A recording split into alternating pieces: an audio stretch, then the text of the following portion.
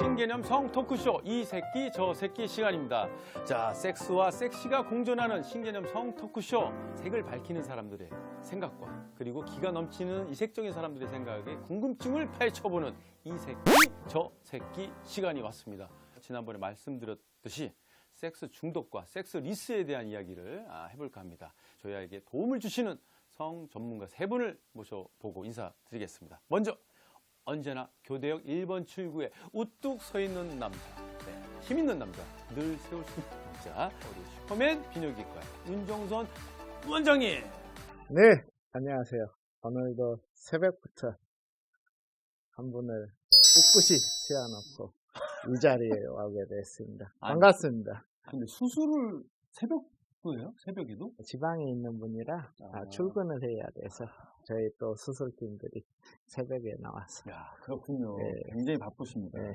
자, 이분도 굉장히 바쁘십니다. 수많은 아이를 받아주시는 분이시죠.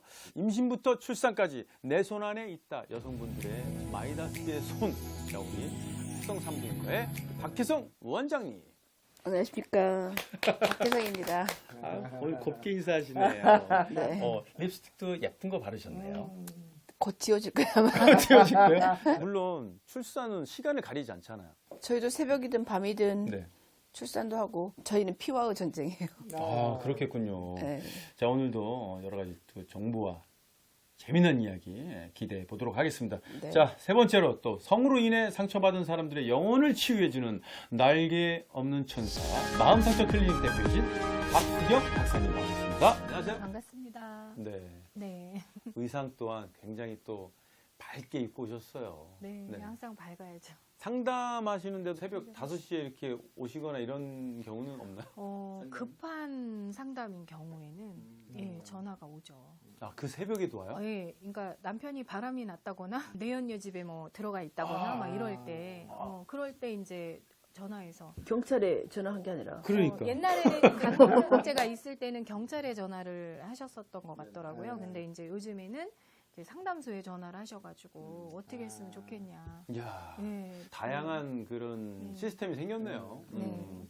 그렇습니다. 오늘 뭐 주제는 섹스 중독과 섹스 리스에 대한 이야기로 저희가 이제 주제를 준비해 놨잖아요. 자, 먼저 그 이전에 저희가 3회까지 하는 동안에 많은 그 반응들이 있더라고요. 먼저 우리 박혜성 원장님, 주위의 반응 어떻습니까? 저는 원래 섹스를 오랫동안 공부하고 오랫동안 얘기해 와서 제가 모임에 가면 남자들이 자기네들끼리만 얘기하다가 네네. 여자 입에서 섹스 이야기를 들으니까 성에 대한 이야기가 나오면? 완전 행복해요. 이야. 그래서 저를 모임에 여기저기서 초청하느라고 제발 좀 모임에 좀 와달라고. 혹시 성에 대한 이야기도 뭐 나누는 것도 재밌어들 하죠? 특히 남성들은 어디 가서 병원 가서 상담할 수는 없는데 그러니까 우연히 술 먹으면서 이렇게 상담할 수 있으니까 제가 꼭 강조해요. 가정을 꼭 지키라고. 아, 그럼요. 그게 중요한 겁니다. 아니, 우리 윤 원장님, 뭐 중국에 또 출장을 다녀오셨다고. 그 베이징하고 TNG, 네. 그러니까 천지하고 딱 2시간 거리예요. 네. 중간 거리인데 이제 탕샨이라는 도시예요. 한중미 비뇨기과 최신 기술 경연대회가 항상 일으킨 곳이거든요. 대회예요? 예. 그래서 제가 이제 7년째 한국 대표로 항상 가는 곳이에요. 그러면 태극마크 국가대표 우리 비뇨기과 원장님이라고 해야겠네요. 예, 그래서 이제 그 사이에 새로 개발된 기술들 강의하고 시연하고 그런 대회가 있어요. 처음 들었어요. 강연이 아닌 예, 예. 저도 전번에 학회에 가서 발표하신 거 봤는데 남자 고추가 요만하더라고요. 근데 이제 중국에서 수술을 2번, 3번 했는데 안 커져서 실패해서 원장님 병원에 와서 수술했는데 다시 이렇게 커져가지고 성공했어요? 성공한 걸 보여주는데 놀라웠어요. 아니, 이만한 거를 요만하다니까 왜 감독님 좋아하세요? 뭐 문제 있으시면 언제든지 우리 슈퍼맨 원장님 아시죠? 네, 알겠습니다. 그 남자한테는 인생을 구해준 거죠. 그렇죠. 그러죠. 그렇군요. 기대가 됩니다. 우리 슈퍼맨 보니까 국가대표 원장님이라고 해야겠네요. 자, 다음은 우리 박수경 박사님. 평일이나 주말에나 뭐 쉬는 날 없이 상담하시고 일이 많으시다고 하는데 네. 어떻습니까? 주위의 반응? 일단은 화면에 얼굴이 너무 크게 나온다고. 화면에 얼굴이 너무 크게 나온다고.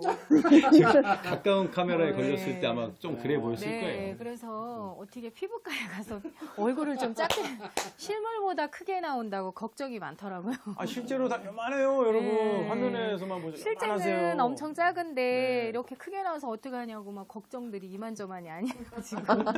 그래. 아니 성에 대한 얘기를 들으려고 했더니 원장님 얼굴만 아. 보고 있었네. 왜냐면 아는 분이 나오면 또 이게 신기할 수가 있거든요. 자, 저희가 이제 그 유튜브 채널뿐만 아니라 사실은 이제 저희가 조금씩 저희가 네이버 TV에도 하나씩 조금씩 이제 올려보고 있어요. 아직은 뭐 미흡합니다만 팟캐스트에서의 그 인기가 지금 많이 있어요. 우리 원장님들을 응원하는 분들이 많이 계시더라고요. 그리고 이메일로 저희가 좀 사연을 보내달라고 했더니 그런 질문을 많이 올려주셨는데 오늘 거기에 대한 질문도 제가 한번 드리도록 하겠습니다. 섹스 중독이 무엇인지, 섹스리스란 무엇인지, 자, 이게 과연 무엇입니까? 일단은 성하고 섹스하고 좀 구분을 하셔야 될 것 같아요. 그러니까 성은 내가 갖고 있는 어떤 개인적인 그런 부분, 몸과 마음에 대한 성과 성심리로 나뉠 수도 있는데 섹스의 개념은 상대가 있어야 돼요. 혼자는 그렇죠. 네, 둘 이상이어야 되고 그럼 이제 중독이라는 게 뭐 나 혼자만 중독되는 게 아니라 그 상대와 함께 중독된다는 걸 의미하는 거죠. 섹스리스도 상대가 있는데 지금 성욕이 안 생기는 거예요. 그래서 예, 서로 사이좋게 지내고 서로 공유할 건 다 공유하고 인간관계에서는 아무 문제가 없는데 성욕만 안 생겨요. 성관계만 안 하고 모든 일상을 다 공유하기 때문에 거기서 이제 적지 않은 고민들도 많이 있게 되고 왜 성욕이 안 생기는지 그런 거에 대해서 이제 상담들을 많이 하시게 되죠. 이제 그 중독이라는 것은 아무래도 반복적인 행동이거든요. 먹고 저녁에 자고 그러다 보면 먹고 자는 것을 계속 반복하는데 이런 것은 또 우리가 중독이라고 하지 않잖아요. 그러니까 꼭 필요한 것을 하는 것은 중독이라고 하지 않는데 이 섹스 중독이라는 것은 섹스를 멈출 수가 없고 적절한 조정 능력을 상실하는 것이 섹스 중독인 것 같아요. 중독이 알코올, 마약, 네. 섹스 뭐 그 외에 여러 가지 있잖아요. 네. 이제 중독이 주로 도파민하고 관계가 있는데 그 도파민이 우리가 행복을 느낄 때 뇌에서 보상으로 주는 거예요. 먹었을 때도 도파민이 분비가 되고 섹스를 했을 때도 도파민이 분비가 되는데 네. 그게 이제 보상 기전이에요. 뇌에서 우리한테 주는 보상 기전. 그다음에 우리가 먹어서 일을 해야 되니까 그럴 때 도파민을 주는데 이제 어떤 물질, 예를 들어 알코올이나 뭐 섹스 같은 어떤 물질을 줘서 계속 그 도파민이 증가를 하게 되면 뇌에서 도파민 수를 줄여야겠다고 생각을 해요. 그래서 뇌에서? 도파민의 수용체가 적어지거나 아니면 도파민에 둔감해져요. 그러면 그 둔감해지거나 수용체가 적어지면 더 많은 거를 채워야 돼요. 더 센 걸 원하는 거죠. 그렇죠. 그러면 알코올이 더 많이 들어가야 되고 섹스가 더 들어가야 되고 마약이 더 들어가야 되는 거예요. 이럴 때 그거를 끊게 되면 뇌에서는 그 도파민 수치가 떨어지기 때문에 안절부절 못하게 돼요.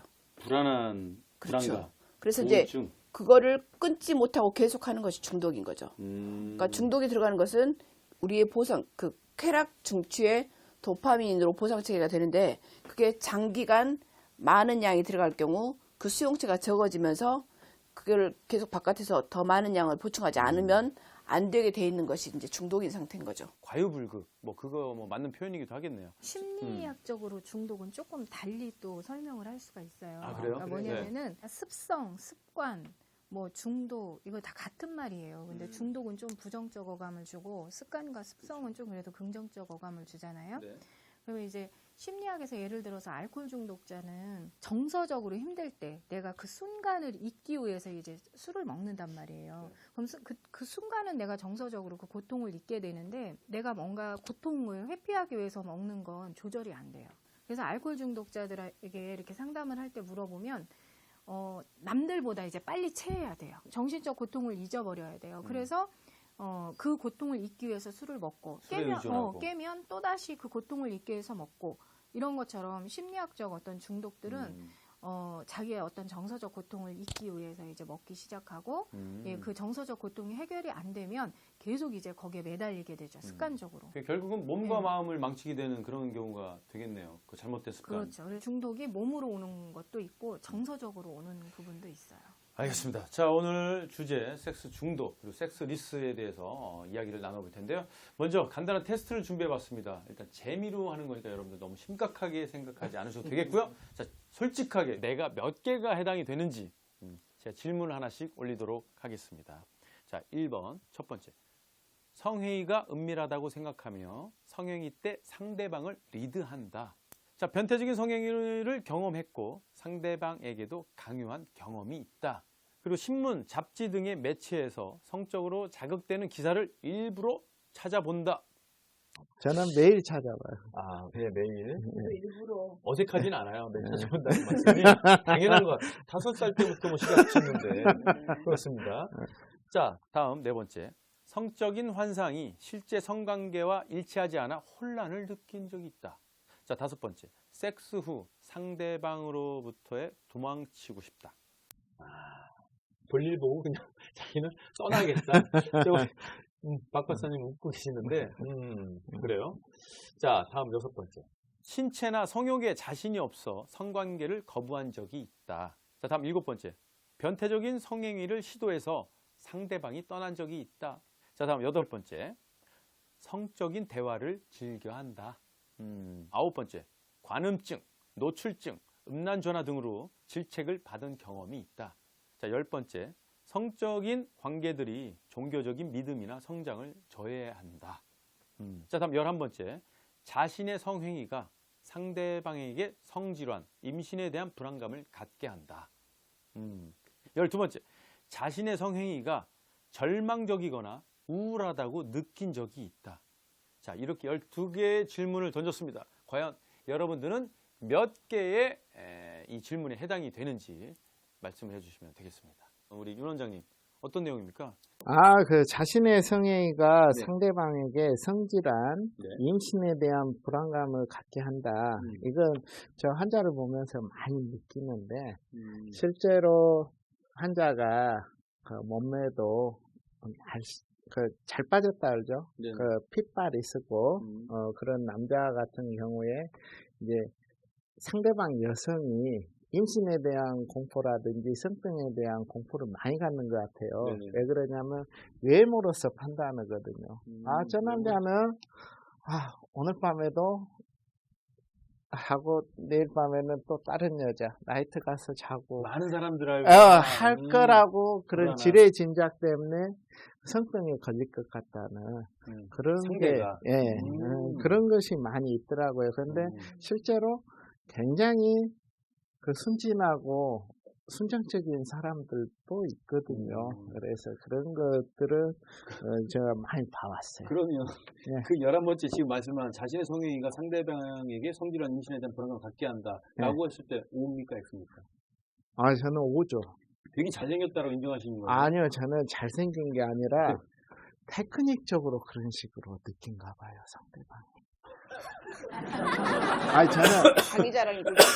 저는 타고난 테크닉인데 그거는 뭐 많은 경험이 쌓여서 동성으로서 확인할 수도 없고 뭐 확인할 길도 없고 네. 어떻게 있습니까?